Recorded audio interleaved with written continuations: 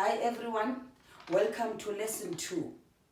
Alright, the heading for this lesson is Botha versus Klerk and the unbanning of the political organizations. Botha suffered a stroke and there were suggestions that there should be changes in party leadership. This surprised Botha, P.W. Botha.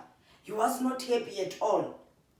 But due to pressure, that is under duress, Botha had to resign. And F.W. de Klerk was appointed as the president of South Africa.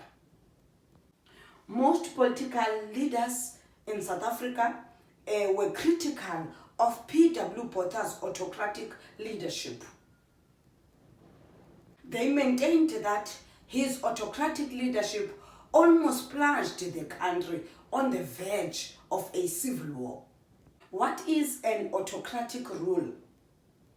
Alright, autocratic rule actually refers to a dictatorial rule. Okay, what do we mean by that? These kind of look like difficult terms, both of them. Okay, when we talk about autocratic or dictatorial, we mean that the leader is ruling, asking no one, forcing things. That's what we mean. F.W. de Klerk was aware that he was appointed at a time where South Africans wanted changes, and so he acted likewise. He released several Rivonia prisoners, but he did not release Nelson Mandela at that time. Their names were Raymond Mhlaba, Elias Motsoaledi, Walter Sisulu, Ahmed Kathrada, Jeff Mosemola, Wilson Mkwai, and Oscar Mbetha. F.W. de Klerk explained the reason for the release, and he said that South Africans are tired of confrontation. South Africans wish to talk or to speak to one another. To speak to one another about the road to prosperity and justice for all. De Klerk also unbanned political organizations. He again announced the repeal of the Separate Amenities Act. The Separate Amenities Act is the Separate Facilities Act. What was the Separate Amenities Act? What did it mean?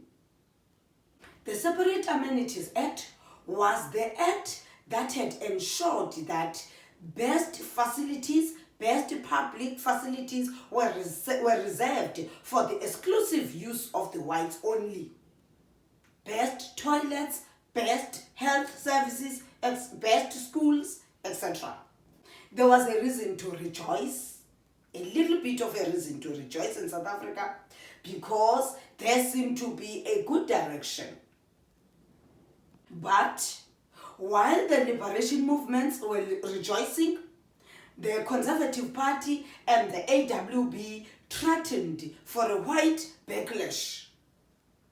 The liberation movements under discussion here were the ANC, African National Congress, the NIC, Natal Indian Congress, TIC, Transvaal Indian Congress, MDM, the Mass Democratic Movement, and the UDF, United Democratic Front of Alain Boesak. I have already briefly mentioned why they were rejoicing, but for emphasis sake, let me reinstate again that the reasons, learners, why these liberation movements were rejoicing was the fact that de Klerk seemed to be, following, moving on the right path, doing the expected thing. I have just talked about the white backlash. What is that? Okay, white backlash refers to a kind of coming back. Okay, what was actually happening here is that the Conservative Party and the AWB of Terry Blanche was threatening to come back, threatening to put things back where they were. It's actually, as there was this promising direction, promising progress, they were threatening to bring things back to where they were.